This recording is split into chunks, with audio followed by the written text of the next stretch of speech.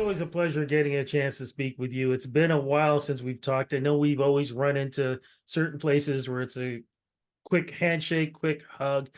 But man, I am so happy for you for the honors that you got at Canadian Music Week this year.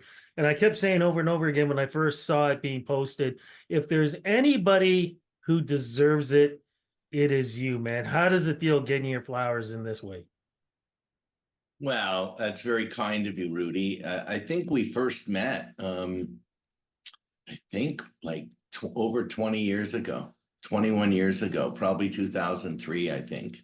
Yeah. Um, uh, no, listen, it's always nice to be recognized by your peers. I don't do what I do for that.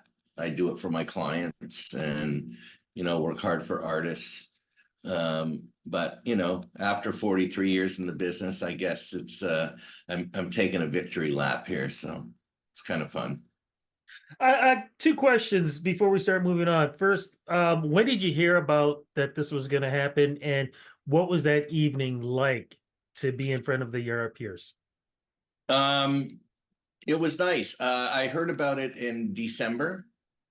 And then Neil and I went back and forth on, when he wanted to announce it, that kind of thing, and, arrange everything. It was a really nice night, to have guys from the hip there to do the induction, and then to have my other clients, the Pursuit of Happiness, perform, afterwards. A lot of really good friends in the room.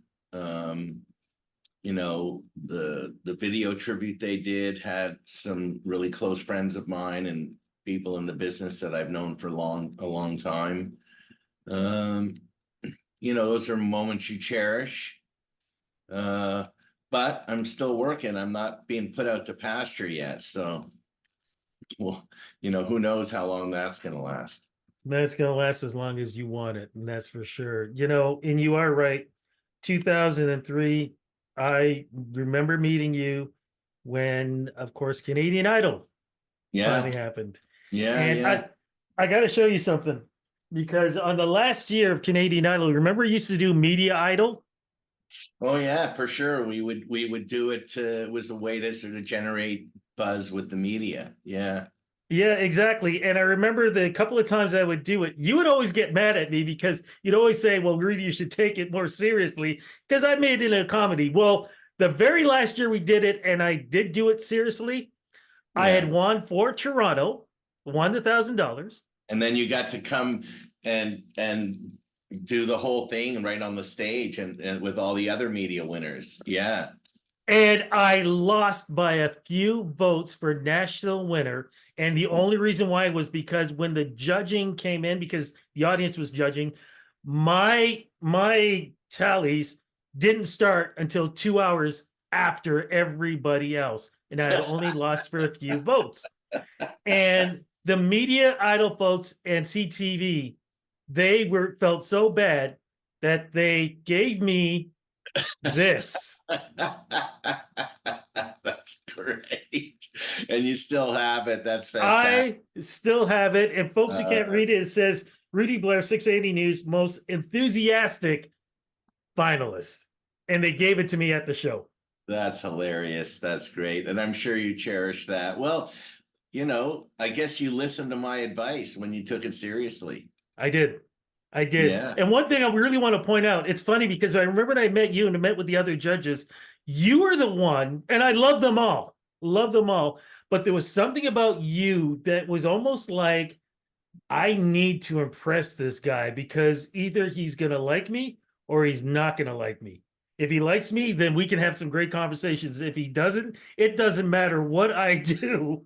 He's going to be like, yeah, okay, Rudy, and just move on. You've always been a tough SOB, man, throughout your career. Where does that come from? Is that a learning experience?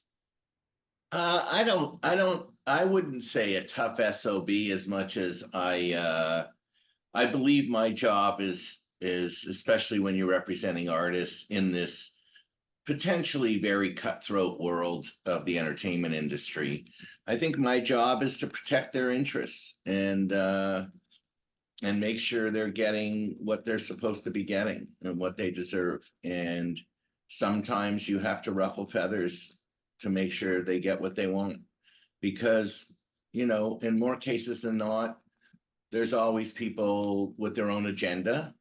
And, when you work with artists, they have a vision and they have their agenda, and your job is to represent their agenda. And so, not everybody will see it a certain way, and people can say you're difficult, or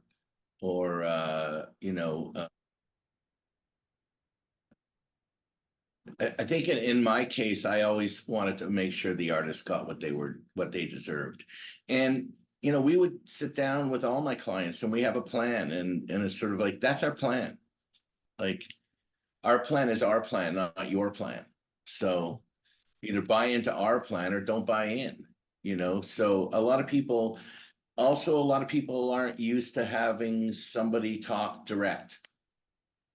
And I think in my case, I felt that being open and honest and direct was probably the best way to communicate. I think that most people have a hard time with the word no. And I think it's way better to tell someone a no than to string them along and then eventually tell them a no. And I think at some point people realize, yeah, that's kind of refreshing just to hear it like it is, as opposed to being messed around with. Because I think that happens a lot. A lot of I read this book once, and it talked about the quick yes versus the long no. And they said normally a quick yes doesn't always work out. That some people will just say yes just to appease you, but they don't really mean it. So I think in my case, if it wasn't something that I thought was right, then I would just say, no, let's not waste our time. Let's just not do this. Let's move on. And that's always been my approach. So I think growing up where I grew up, my father passed away when I was 17. I was, basically forced to fend for myself.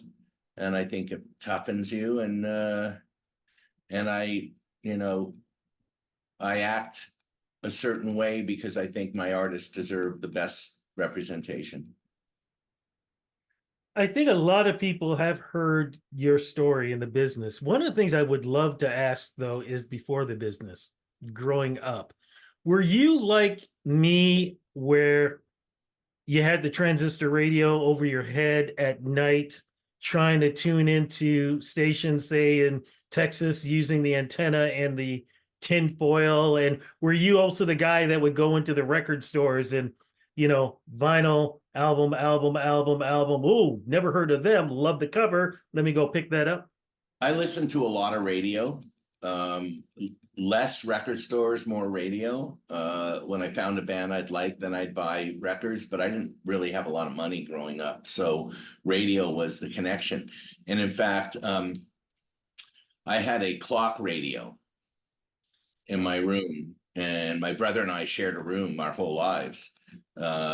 Our whole lives, our young lives. And we would listen to, in those days, it was Chum FM. They were the rock station in Toronto. I lived at the north end of the city.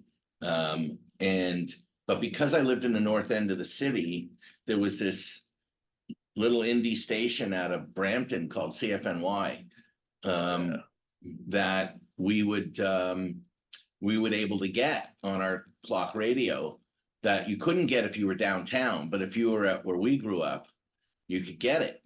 And we would listen to that station and hear all kinds of stuff that nobody else was playing. And they would play whole sides of albums. And, we're talking in the 70s. And that's where we would get turned on to music. And then I had a cousin, still do have him, who's a year older than me, but he was like a music guy. So he played guitar and he would, I would hear a band and I would call him and say, tell me about this band. And he would know all about them. And he would always be the guy that had all the information.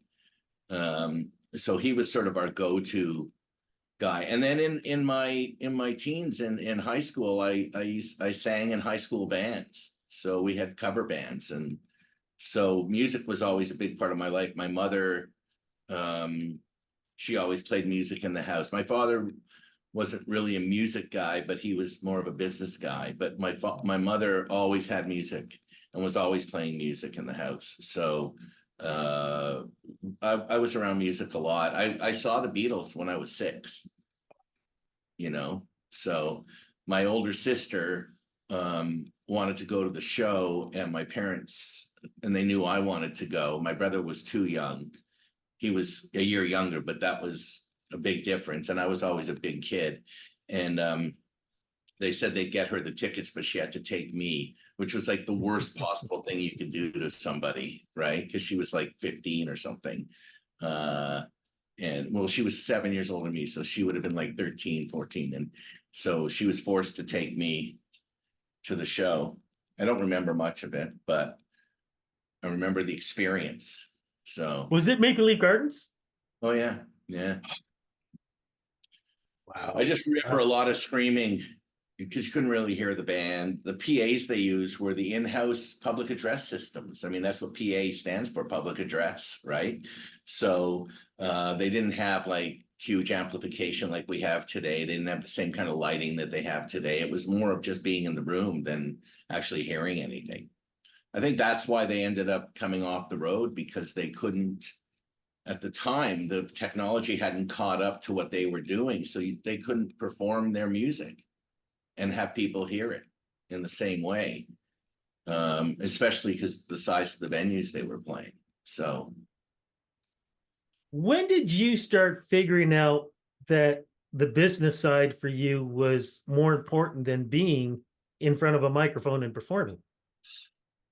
um, well, it's funny because there's these guys I play cards with, and it's and they're the guys I've known since like high school, and some of them I've known since public school. And one of them said to me one time, they said, you're the only guy that literally got to do what they always wanted to do of all of us. And I said, what, why do you say that? Because in my mind, I just sort of fell into things. And they said, well, don't you remember in grade 6, and they named these 3 girls in our class. They wanted to form a group to compete at the talent show, and you took over and rehearsed them for 2 weeks, and they won the talent show. And that was when I was 11. So I was like, oh yeah, right. And they said, see, you were a manager when you were 11. So, and when I think back, it was always that kind of thing. I always wanted to be the role that looked after the artist, that looked after. So I was in, I went to Centennial College for about 6 months maybe, and I was pretty bored. And I went on the road with this band, doing their lighting and helping set up the gear and everything. And then they would let me get up and do a song with them in the encore. And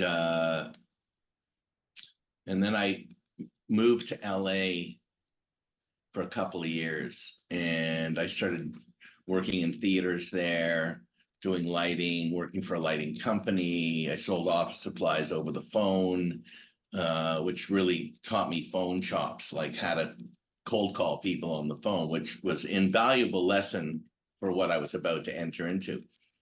And I came back in 81, and a friend of mine had a band. They were signed to one of the bigger independents in Toronto. There was a guy I'd known since public school. He was the drummer, and they wanted me to tour manage them and be their lighting guy.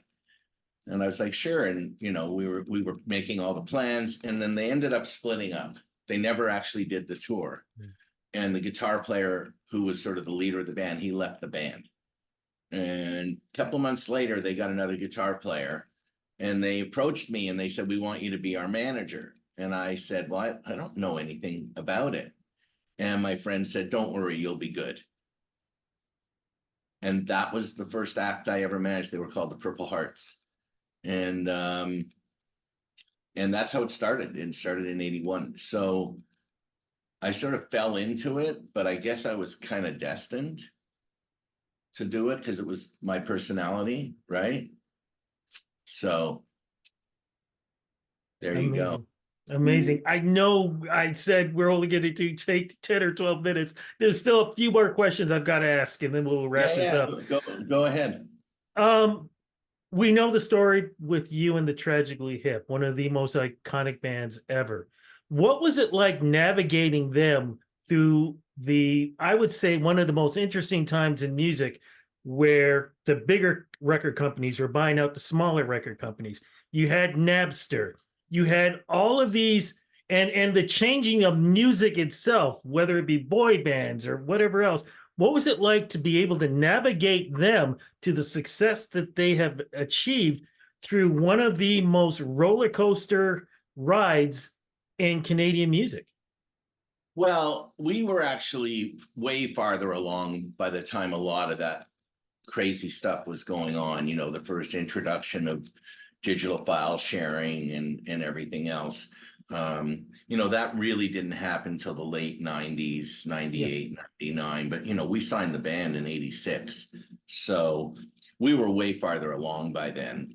We were already playing like multiple nights in arenas and things like that. But I mean, when that started to happen, the one thing we knew is we had hardcore fans.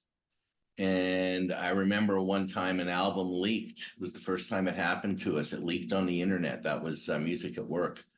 And what we saw is the fans were shutting down the file sharers. They were the ones saying, "Don't steal from the band, don't steal from the band," and we were encouraging them, like saying, and I remember someone from the media had called, and I wouldn't take the call because I was watching what was happening with the fans, and I wanted to see it play out. Because my concern was is that if we talked about it in the media, then it would just spread the story, and people would find out the music was out there. But by letting the fans shut it all down, which they did, they ended up shutting it all down. Then the story became how the fans came to support the band, and that's what we did. We let it play out for a couple of days, and we watched the fans, you know, go to people and say, "No, don't share that. That's, you know, that's the band's music. You're not supposed to do that." And we didn't have to take a stand on it. We just let them do it. So we always had a fan first strategy. So I think like when that kind of stuff happening, it made sense. It made sense to do it that way. Uh, I also think that you know, you needed to recognize that there was now an easier way to communicate with people. So I saw in 1994 that the internet was going to be an explosive communication tool. So we started an email list. We had a real mailing list, where we'd literally print newsletters and put them in an envelope and mail them to people. But by 94, when people started to pick up email and the internet started happening, we started our email list, and we were way ahead of the curve. And we still have that list. The list is almost 200,000 people now. Yeah, and we still use it all the time. We sent a newsletter out yesterday, you know, announcing the new single. So it's something. I got that. I got it. Right. So it's something, you know, I've always thought of, you know, in my mind, all the digital stuff is it's just access. You know, before you had to go to a record store. Now you can go to a record store or you can get your music online, but it's still access. You still have to build the fans. You still got to be great. You still have to have something that people are going to want. And, you know, there's so much out there that the only real way for it to actually gain any traction is you still need one person telling another person, this is great, trusted sources, you know, uh, gatekeepers that are now your peers as opposed to a radio station or a television station or something like that, or any kind of media. But nothing works better than word of mouth. And so before you'd call your friend and say, come on over, and you'd put a record on, and they'd be like, oh, I love that record. And you'd either make a cassette tape for them, or they'd go and buy it themselves, right? Because you could do that. Nowadays, you could just send them the link to one of the DSPs, one of the, digital service providers. So you could just send that to them. The same way though, but you're still sharing the music, and I think